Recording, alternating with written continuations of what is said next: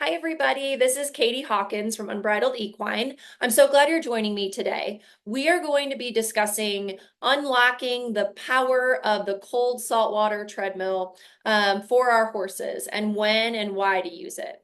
And this is something that I get a lot of barn owners that call me that are putting in water treadmills or have a water treadmill, and they want to know, I know about using hot. Why should I have cold? And I love to explain really all that you can do with cold salt water. So that's what I'm going to be going into today. But before I start, my name is Katie Hawkins. I'm the owner of Unbridled Equine, and Unbridled Equine runs out of Pinnacle Rehab Center in Fayetteville, Arkansas. Unbridled Equine is multifaceted, having massage, MagnaWave throughout the United States, rehab and fitness here in Fayetteville, Arkansas at the facility here, and then education and consulting, business consulting and training that I do for people opening rehab centers, running rehab centers, and also training for people that get their Hudson aquapacer installed. I love doing those trainings and helping people really get their business running when they're, from the ground running when they get started. So with that said, today I plan on doing a little bit of a presentation.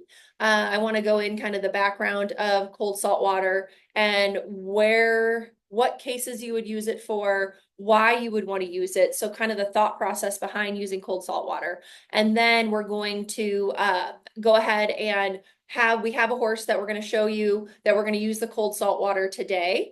And then I'm going to give you some case studies, and then we'll see the horse after they cold tread.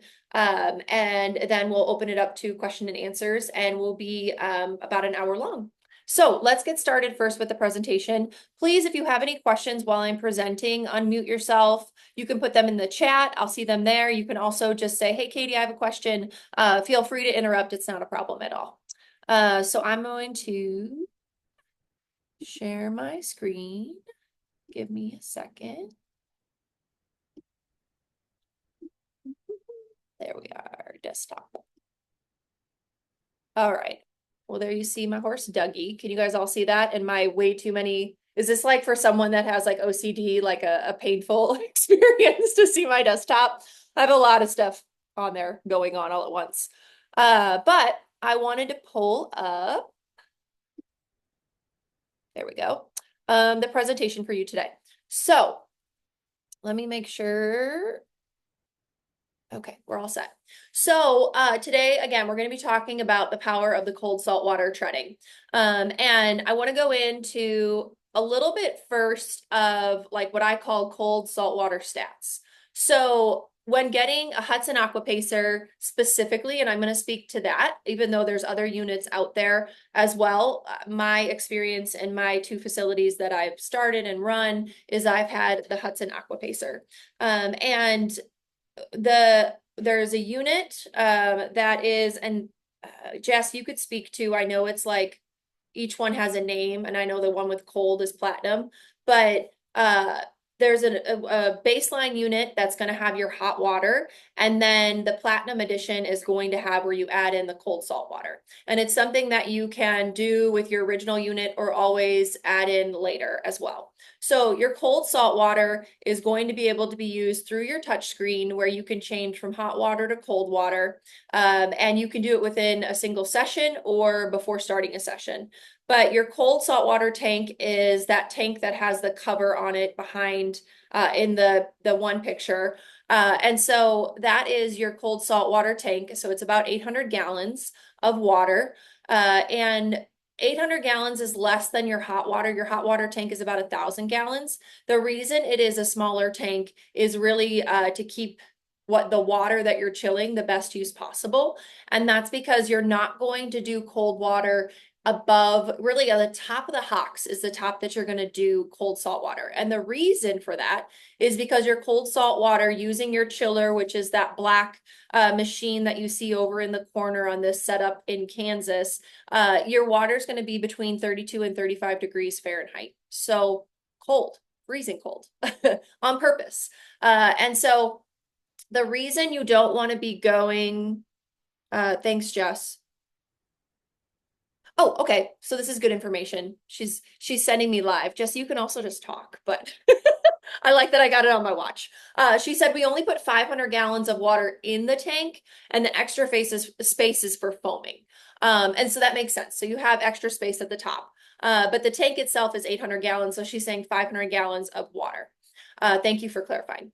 And so the reason we want to keep it at hock height or below really has to do with the anatomy of the horse. So thinking through that their muscles really start at the knee and above and the hock and above. So you have tendons, ligaments, bony structures, all that below that level. But in going above the hock height with cold salt water, you have to be very careful because you would put the horse into shock because the water's so cold. And Christy, I think you can speak to this because when you came to my facility, didn't I make you cold salt water? Oh yeah, yeah, we got in the Yeah. cold salt. I I feel made her go in the machine because I think it's really important for people to feel how cold this is. Because it's one thing to kind of conceptualize it, but I like people when they come for training or I go to their place for training to actually go in the cold salt and feel the temperature of it because that's going to give you a kind of respect for what the horse is experiencing, but also why you wouldn't want to put, because our legs have muscles, so why you wouldn't want to put muscles into that cold salt. And so really it's just understanding we want to get kind of anywhere below the muscle. We wouldn't, it's going to splash up under their belly and that's okay. The next thing is the putting the salt into it. So we put anywhere between 160 and 200 pounds of salt. It's usually a mixture of pool salt and Epsom salt, and the mixture is kind of based on what your preference is, but usually about half and half. But you know, give or take, depending on what we're able to order. So that's a little bit of the stats of cold salt water. And Jess Smith from Hudson, if you want to add anything in, please feel free as far as stats go, because they're really the experts on this piece.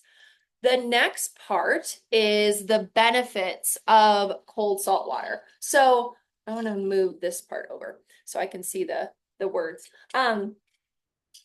Really looking at cold salt water, the thing you want to think is restricting and decreasing is the thought process behind it. So we want to restrict blood flow to an area, reduce metabolism, so reduce how quickly the body is metabolizing things in that area.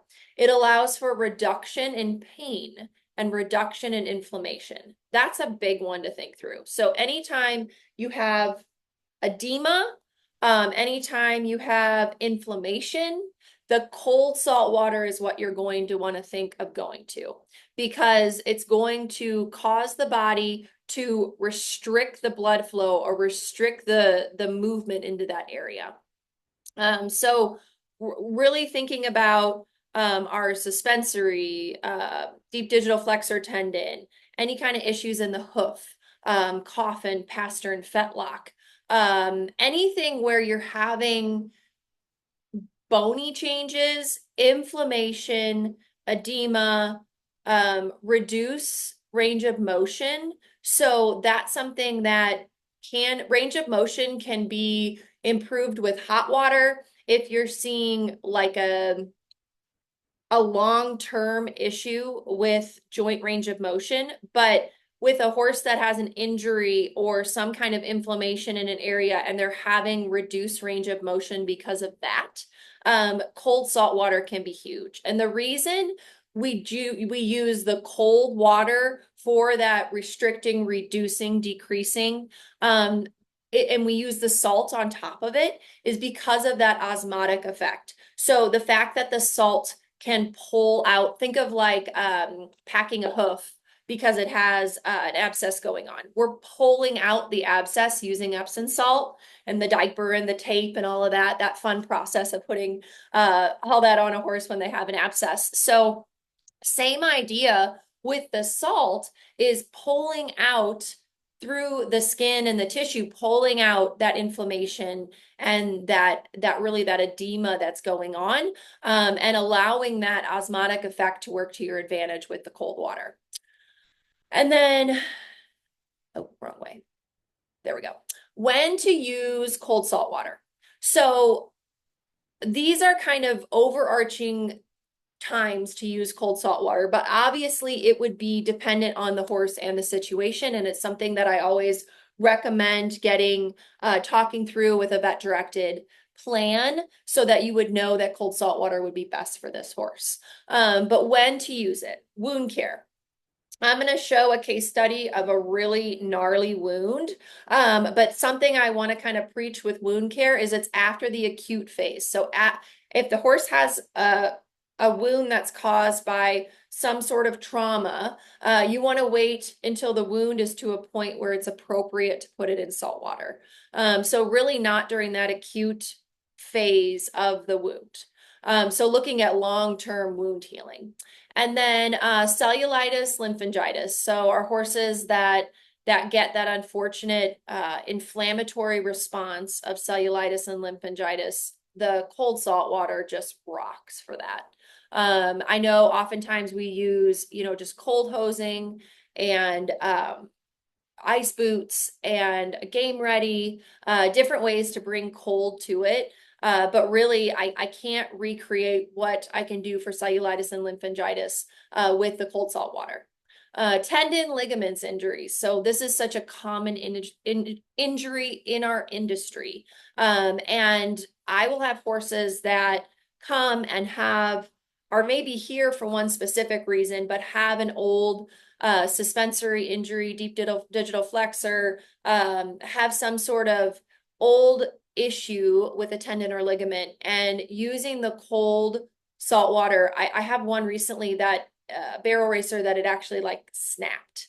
And is kind of, it's going to be the process of putting regenerative medicine in there, having the fibers come back together. But wow, does the cold salt water really reduce the inflammation on that issue? And that's one I'll be able to hopefully share in the future because that's a horse that's going to be coming to stay with us after Thanksgiving, so really soon. So edema and swelling, any kind of edema and swelling that you would have. Now, your restriction is that it has to be from hock level and below.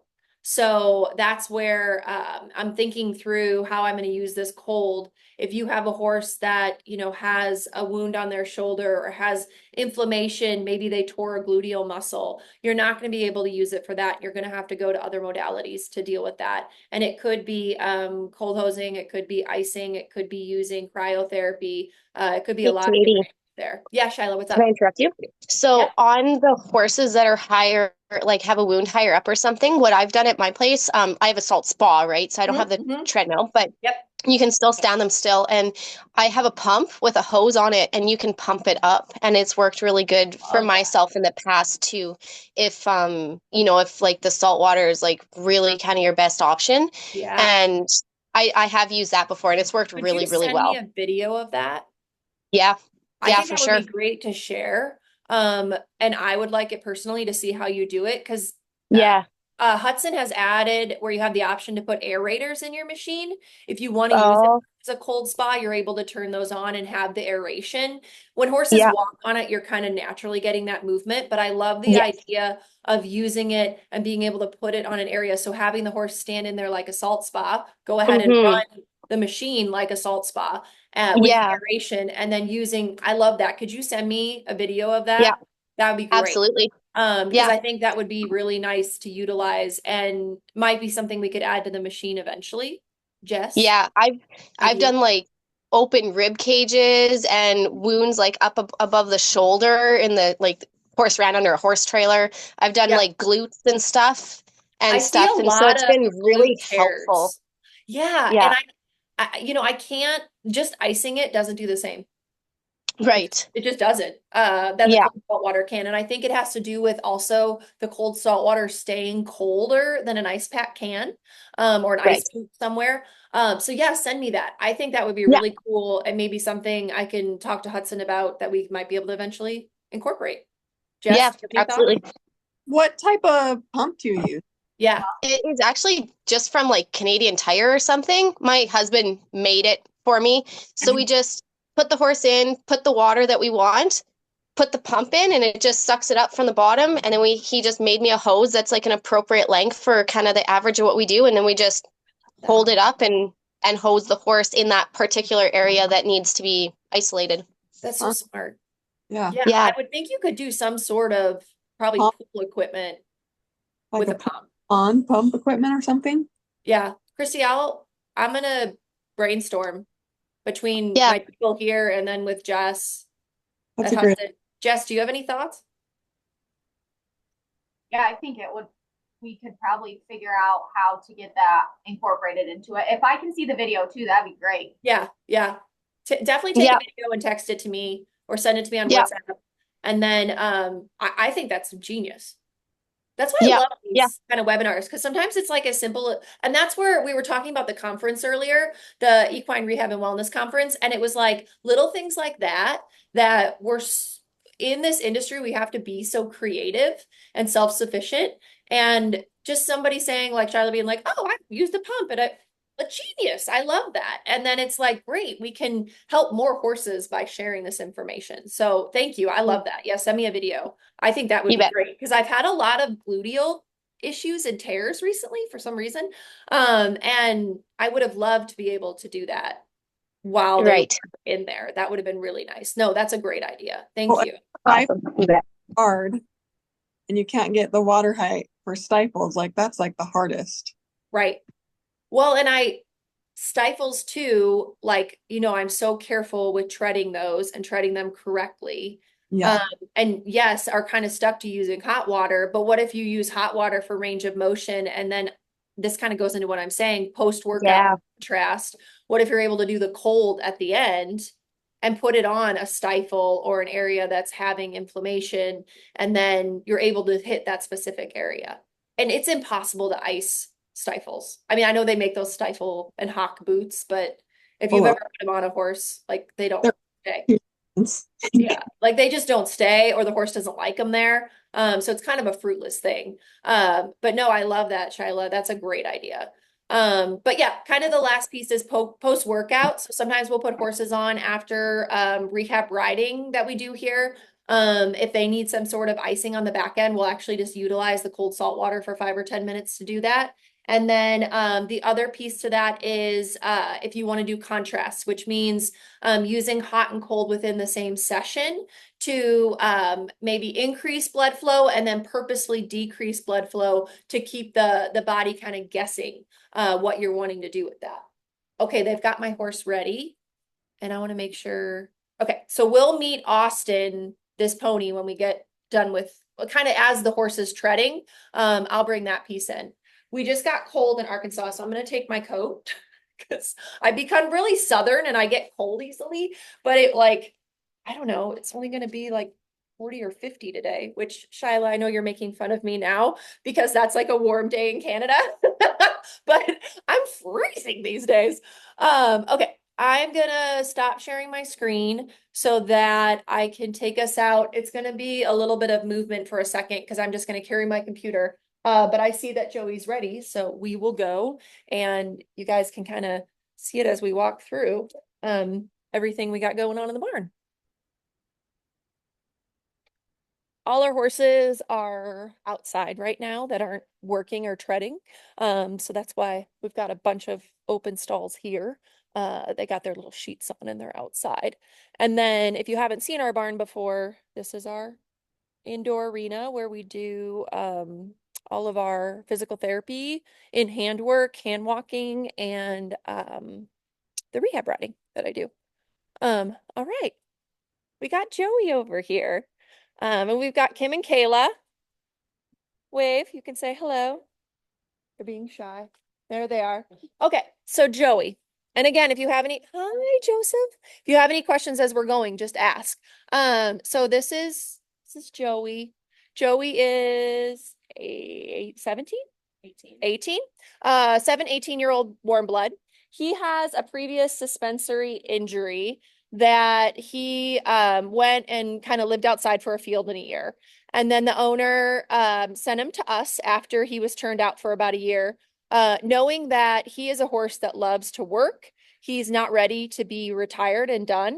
But she also knew she couldn't rehab this injury or previous injury well at home, at her home barn. And he is a hunter jumper.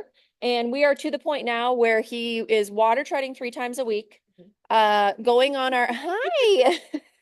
Can't make this up when you go live. Going on our walker 3 days a week. He Vitafloors, MagnaWaves, lasers, and gets rehab ridden 3 days a week. And we just moved up to cantering. So there was minor sensitivity when he came and we did our initial kind of evaluation of where he's at as far as the suspensory goes. But because he's older, we also have weak stifles, and we have stocking up that happens every night. And so he is one that we use hot and cold water treading for. Hot when we're wanting to work on strengthening the stifles, strengthening his top line. And then we also have cold sessions as well, now that he's stronger, to help with the suspensory stuff that he had going on, but also for the stocking up that we see as well. So I wanted to show you guys, he's coming out like just from his stall. But to give you an idea kind of his normal stocking up, a lot of his stocking up is back here, kind of through here. And he doesn't have so much like wind puffs as some horses do, because we're able to see how it changes as he goes, but he does stock up quite a bit overnight. We don't wrap him or anything because we're able to get it down if he goes on the walker, if he water treads, or if he gets rehab ridden. So he does that, at least one of those, sometimes two of those every single day. So I wanted to give you an idea of what the legs look like before he treads. I would say his right hind has more than his left hind today. And then as far as his front legs go, I mean, they look really great. And I mean, he has like no sensitivity through his suspensories anymore. He has had some maintenance. Okay, we can go ahead and put him on. He has had some maintenance since he's been here. So when we started rehab riding him, we did go ahead and inject hocks and maybe something up front, but I'd have to go back and check. But he really has just been here mostly for fitness post rehabbing, since the injury was pretty good. I'll go ahead and show you him getting on. Kayla led him on from the side. Perfect. He's an old pro at this. He's really loved it since the moment we started. So I'll have us kind of watch for a little bit as she fills it up. Hi, Joseph. Just wondering what I'm doing on this side.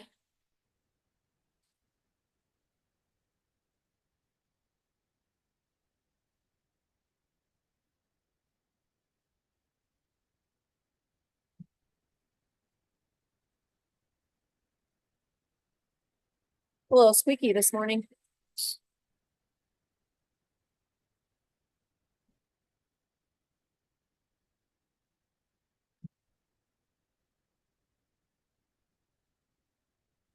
Joey's really good at keeping ideal posture as he treads.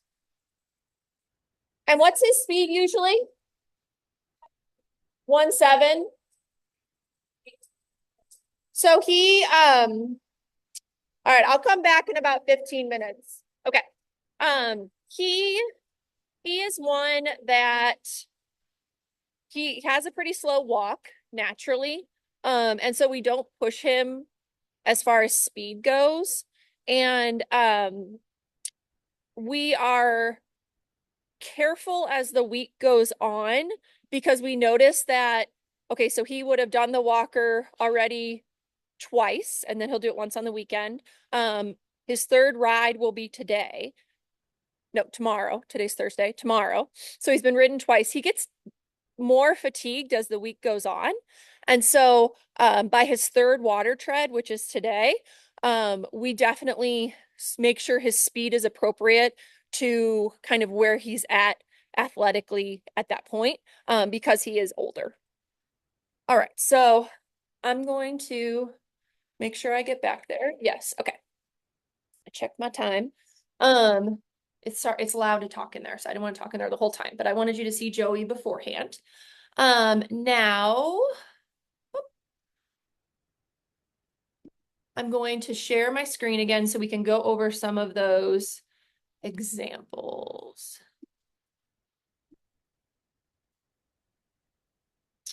Okay.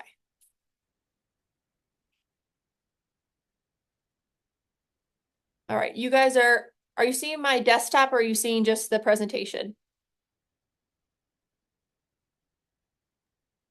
Just the presentation. Cool, that's nice. All right, figured out how to do that. All right, so now we're gonna meet Austin. Austin, he is a 16-year-old Welsh pony, and he came after a trailer accident that he had, and pretty much came straight to us after the emergency vet put in stitches to his left hind leg. So he came to us with like a wound that was within the first 24 hours. And the owner knew that there was no way their home barn was going to be able to take care of him. So he came pretty quickly. He was in a pretty immense amount of pain when we got him, not only from the wound that he got on his leg, but also just from the accident with the trailer. So he was pretty body sore. His stitches stayed in for 3 weeks. His leg was wrapped at all times when he had the stitches in, and the wound was cleaned at least once, sometimes twice a day with the dressings. So when he was here, he he had wound care once or twice a day. Hand walking. Once he started feeling a little bit better, we moved up to twice a day, but initially just once a day because he really did not want to bend that leg. There was just a lot of swelling going on. We were able to use after the first, I think, week to week and a half, we were able to use the class 4 laser. We used the MagnaWave, and eventually he was able to go on the VitaFloor as well once that started to close up a little bit more. So that is kind of the stats about Austin. Here was the wound kind of as it progressed. So the first picture is pretty fresh, maybe a couple days after he got here. You can see it wasn't in the wounds are never in a great location, but this really wasn't in a great location in the fact that the one down by his ankle, he, was bending a lot. The one upper one was just very deep. It was a deep wound. So that one did not cut any sort of tendons or ligaments, but was a deep, deep cut. And then the bottom one was just in a hard spot because it's something that he would move. The second picture is right before, let me look. Yeah, I think that's like a couple. Okay, that's a little bit later on. So we had not started treading yet because the stitches were still in. It was about 2.5 weeks before the stitches got removed, but there had started to be healing going on underneath the stitches. So then the third picture, the middle picture, is after the stitches were removed before we started water treading. So interestingly enough, the top wound that was the deeper one looked better after the stitches were removed because they were sure if it was going to need a drain or not. We did do x-rays on it as well, so there was nothing fractured in there, and there was no, like, we were a little worried about like a sequestrum, which is when like a chip of bone will get kind of stuck inside and the body will kind of form around it, trying to expel it. And so we wanted to make sure none of that was going on either. That bottom wound really just did not want to heal well. I think it's because we couldn't totally stabilize it with the wraps. And it also looked like it wanted to get a little proud fleshy when we got the stitches out. So I was definitely concerned about that one. And his range of motion was really poor there as well. And he was on antibiotics. He was on pain relievers, all that kind of stuff. So I wasn't as worried about infection because he was on the antibiotics and we were keeping it really clean. And then the pictures over on the right that you see are after, let's see, yeah, we did about 2 months that he was here of water treading. He did it 3 to 4 days a week along with the other modalities, and you can see how nicely those wounds healed up. It was cool to see. Especially that upper one, I feel like we were able to heal it. It's important with wounds that they heal from the inside out. And if you get the outside healed up too quickly and the inside hasn't healed yet, you'll often get where the wound keeps breaking open. And it's because it's not really healed from the inside. And so that upper one that was deep healed really, really well. That bottom one, it didn't heal as pretty as I would have liked, but his range of motion and the lack of edema that we had in that leg was unreal. And what I was really happy about was when we stopped wrapping it all the time, the edema stayed down as the treading continued. So we really got great wound healing from the cold salt water. Again, we didn't do it during the acute phase. We didn't do it when the stitches were in, but once the stitches were out and the wound was closed up enough and ready to go, I think the reason we were able to heal it so well, keep down the inflammation, keep infection away, was because we were able to put him in that cold salt water. And the owner was so pleased with how this healed up because they were, they were feeling really discouraged after this trailer incident. And the horse has gone back to work. It does, what am I thinking of? Like like the long endurance races. It's really cool. It's like an endurance horse, and it's this little power pony. And they were able to go back to regular work. And he still has some scarring, they said, long term, but nothing that's really hindered what he can do. So that was a pretty intense wound that I think the water treadmill and being able to use I wouldn't have put this in hot water, or I would have not put it in hot water until the wound had closed quite a bit, because when you are bringing in that hot, you're thinking about bringing in any kind of bacteria. Bacteria likes to grow in warmth. And so, I mean, you have chlorine in your water, but I still would have been more hesitant, where with the cold salt, I wanted to get it in there as soon as possible. So that's a good example of a wound that really did well with the cold salt water. Anyone else have any wound examples that they've done with the cold salt?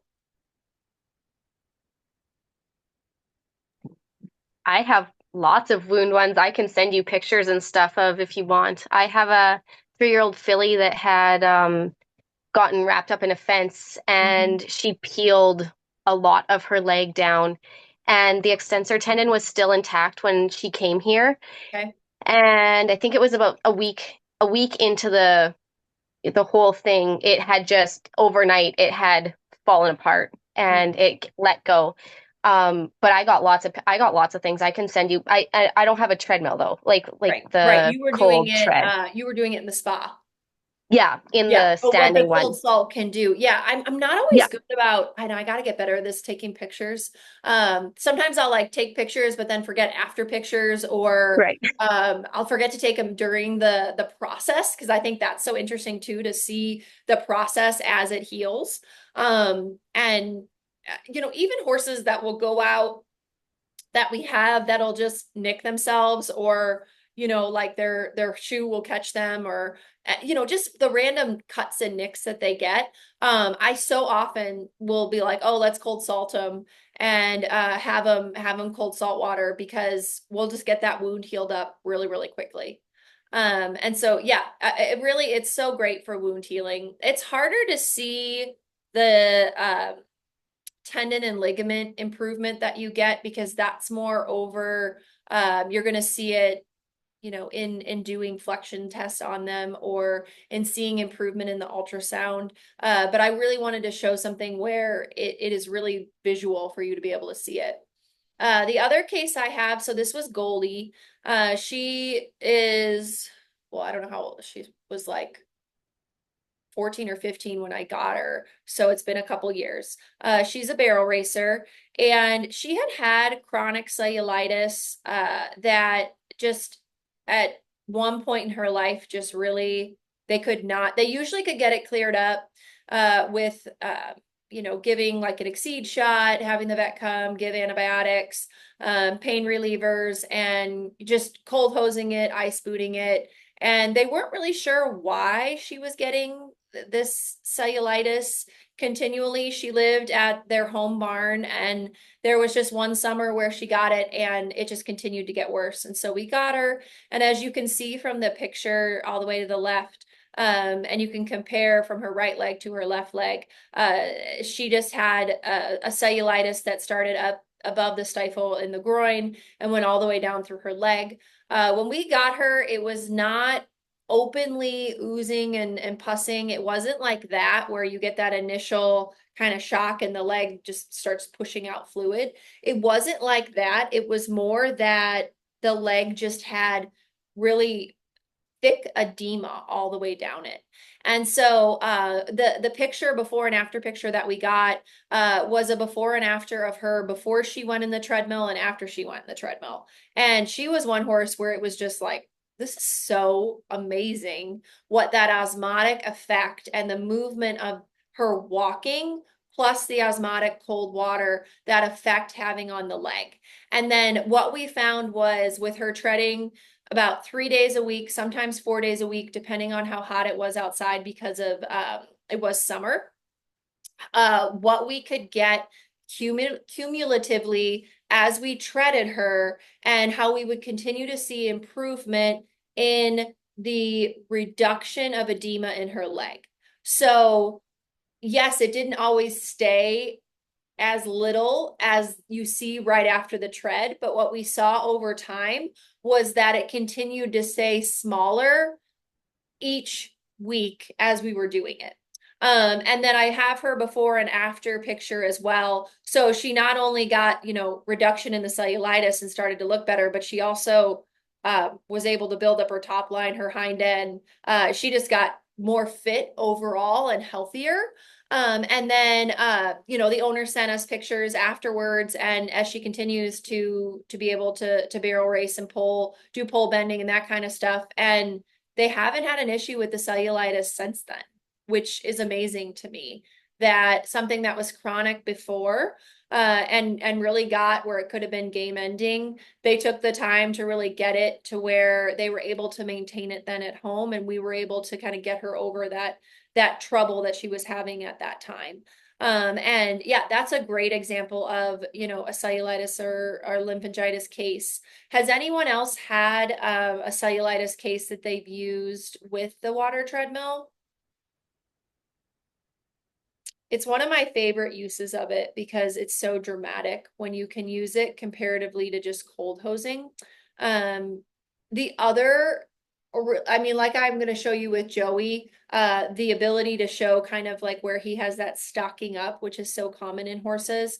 But I do have a handful of horses right now that have had previous leg injuries and issues that they kind of had a host of things going on, and putting them in cold salt water continuously was best for their rehab plan long term, because what we're trying to do is really get those tendons and ligaments cold. Get them, they're healed, but we want to get further healing in them. And on top of that, keeping their legs iced just for the effect that would have on an area that they have chronic inflammation in. The other thing I'm using it a lot for right now is that contrast piece. So horses that I maybe wanted up hot water up higher to either have buoyancy, or because they have a stifle issue, or I want to work on their top line, and then I want to get that icing effect afterwards. Training them to stand still for the 45 seconds to a minute that it takes to switch the pump over, and then the refilling process after that, and getting them to ice at the end for a couple minutes, and really getting that icing effect. So they started draining on Joey. So we'll head back over there, back into the cold, and see the after effect of what he has going on after he's treaded for it'll probably be close to 15 to 20 minutes. All right, I'll stop sharing my screen and bring you back with me. Any questions so far as I take you back over there? Jess, do you have anything to add about cold salt water that you think is important that I haven't covered yet? No, I think it pretty much covered all of it. Okay. All right, perfect. I just wanted to make sure I hadn't forgotten anything important. Let's make sure that's not okay. I All guess right. to Go ahead. highlight would be that you can, with the Hudson Aquapacer, that's nice. You can switch, you can do one warm water treatment and immediately switch with your next horse to a cold salt water treatment. I mean, there's a little bit of time in between, but it's not do all warm, do all cold. Or you can use both on one horse, like you were talking about. Yes. So we, like I said, we often use it on the same horse, and that's that 45 seconds to a minute that it takes to switch it over and then fill your tank and then go ahead and start going. The other thing is we tend to pre-fill. So let's say we're going to do 4 hot water horses and 4 cold saltwater horses in a day. But I have one that I want to do both with. What I'll do is put that horse right smack dab in the middle. And then as I drain the hot and then use the cold, I'll leave it so it's pre-filled for my next horse with the cold so that my next cold horse can go right on. And right now, I mean, we really, especially with it starting to be cold out, our water is right at about 32 degrees. And yeah, he's at about ankle height right now. So I'll take you in there and we can kind of see the draining process and then see his legs afterwards.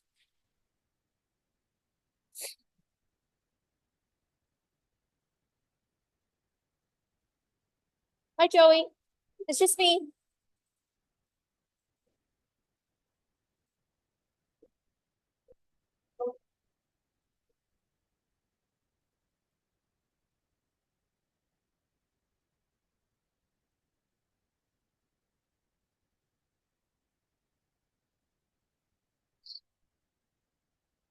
Bring you up here too. Hi, buddy.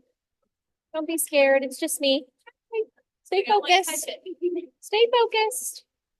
Kind of get down in there too.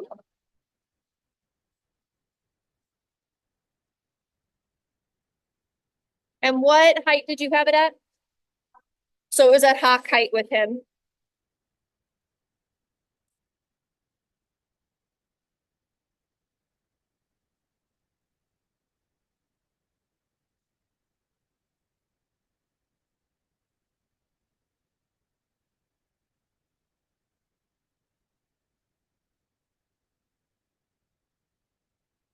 So he's about drained. Bring you up front. So you can see a little bit there too. He's so cute.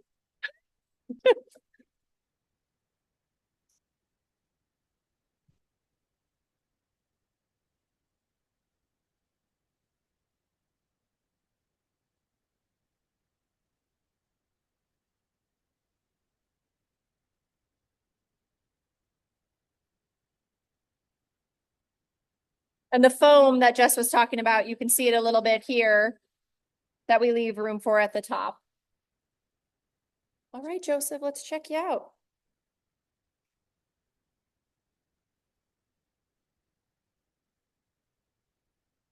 How those legs look, boo. There we go. Oh, you got the cutest little legs now.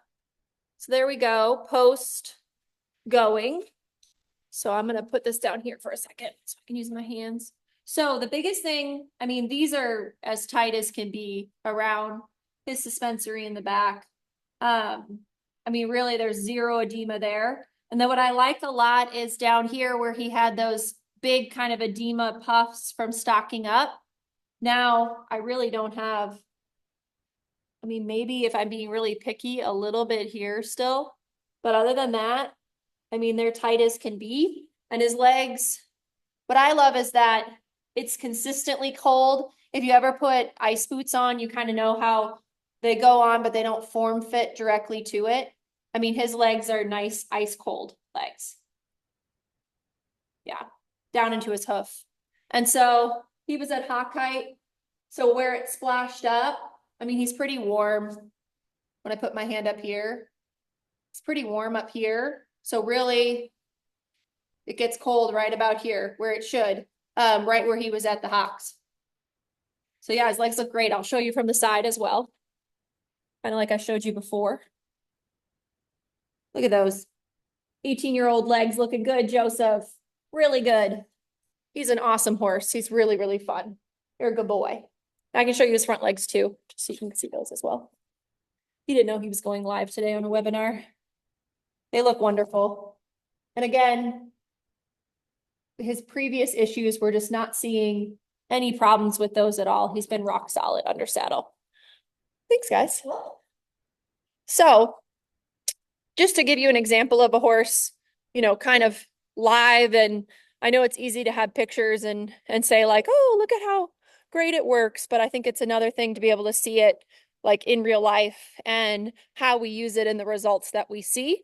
And you know, having him just come right out of his stall and seeing the difference it can make for a horse just in general maintenance. So not one that's having, you know, a huge issue at this point. We're really, for him, getting him ready to go home, which I'm sad about because I really love that horse.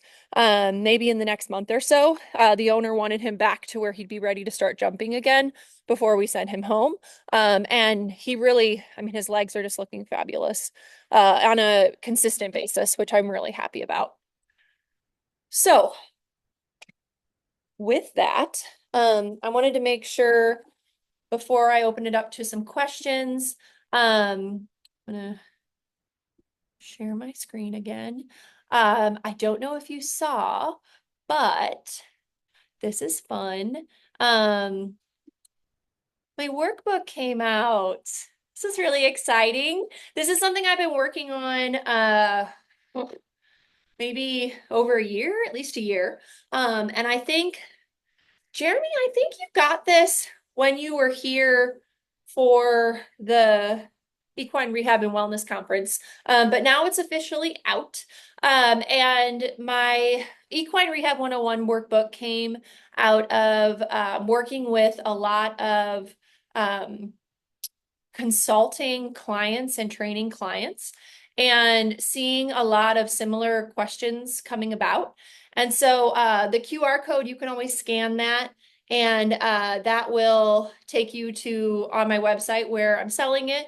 But I'm selling an ebook option for $97. And what it goes into is a bunch of different areas, but I wrote it specifically for people that are either starting out their business. So where do you even start if you want to open up a rehab and conditioning center? And then the things thinking about as you set up and create your facility or get your facility going.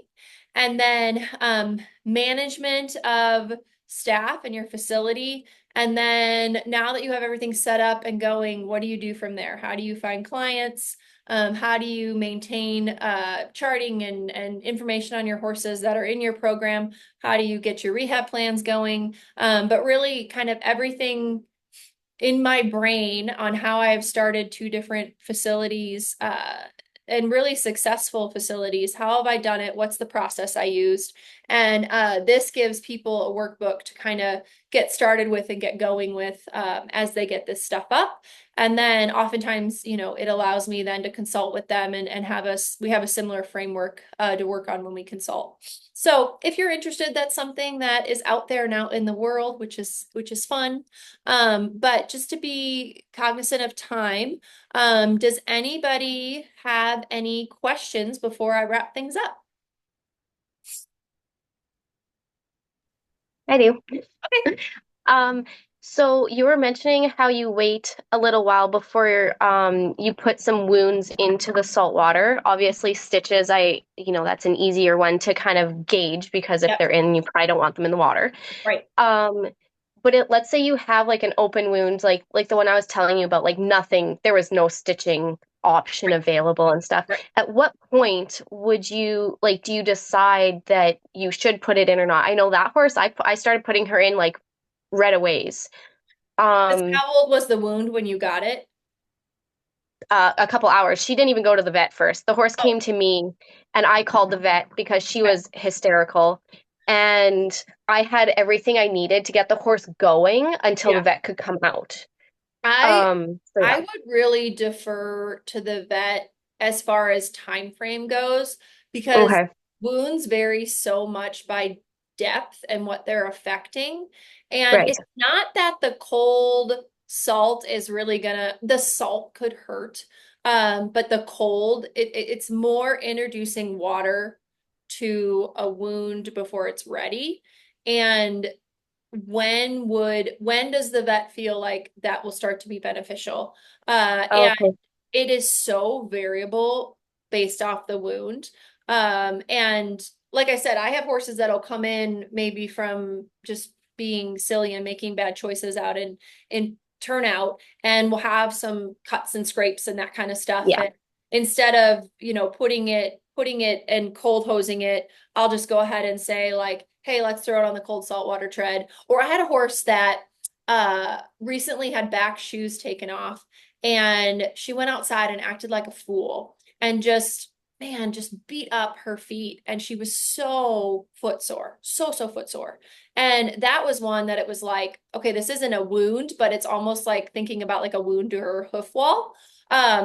Right away. I mean, we hosed her off because she was sweaty, and we threw her right on the water treadmill and cold salted that every single day.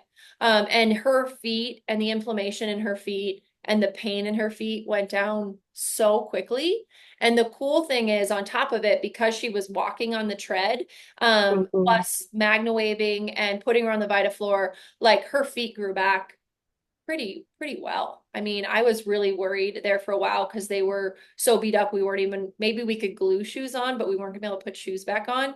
And I think we've been through one shoeing cycle, and he was like, by the next one, I should be able to put shoes back on if they want that. So with that said, it really depends on the wound.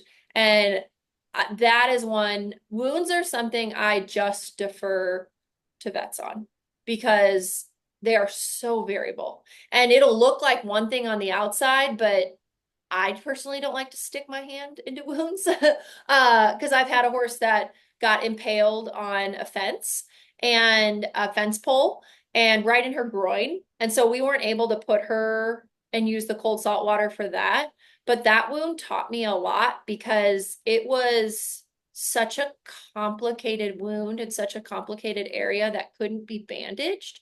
And it taught me a lot about how wounds heal because you could see it because it was so big. Watching the body heal it and then her breaking it open and what would happen, it gave me a greater respect for wound healing. And that it's something that I tread lightly as far as when to put it on the cold salt water because I do think I would defer to a vet on it. Yeah. And That I makes wouldn't sense. give like just generic timelines. Yeah. One other one about like laminitis or founder type stuff. Mhm. Like I would think that would be like the salt water would be really good for it, the So cold.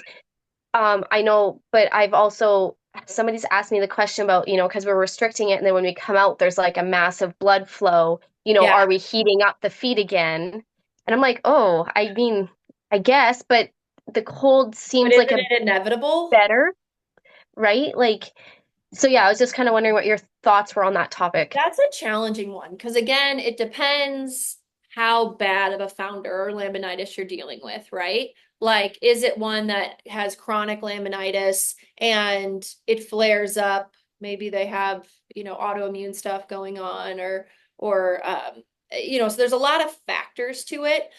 My thought process is yes, you're dealing with the heat returning to the hoof after the cold. My thought is, though, I still think the benefits of the cold outweigh the differentiation in temperature you'll get after they come out. Because Right. I And we're just think, moving the blood, right? Like it's right, moving. We're like flushing things. We're getting things like mobile again, not just stagnant, like correct. And I also sitting. think for pain reduction as well. Hmm. Like, I do think it's why we put them in I mean, I've seen vets use an IV bag and Right. put cold ice in it and wrap that around a foot. And they're like, keep that on as long as possible. So Right. I think you would probably use it multiple times, again, depending on where they're at in the process. Because my fear with that horse that beat up her feet were like, oh my gosh, she's going to founder. Like she just Hmm. beat her feet to heck. And she's going to have this immediate response that the body's going to want to just pour blood into there and try to heal it. And so that idea that cold really helps so much. I think that's where you have to look at like, okay, I think the benefits of the cold salt water will outweigh, even though the blood flow is going to come back. I can do this multiple times throughout the day. I can then put the ice on it afterwards because the ice is going to melt and it's messy and they Hmm. don't often keep those on. I would rather use my cold salt throughout the day.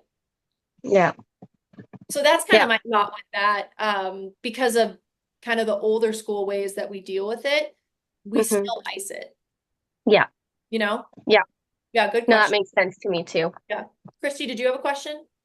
Well, I was just gonna say, I think um, the body can't really heal it when it's hot. And that's why if you keep the heat in there, it takes so much longer to heal.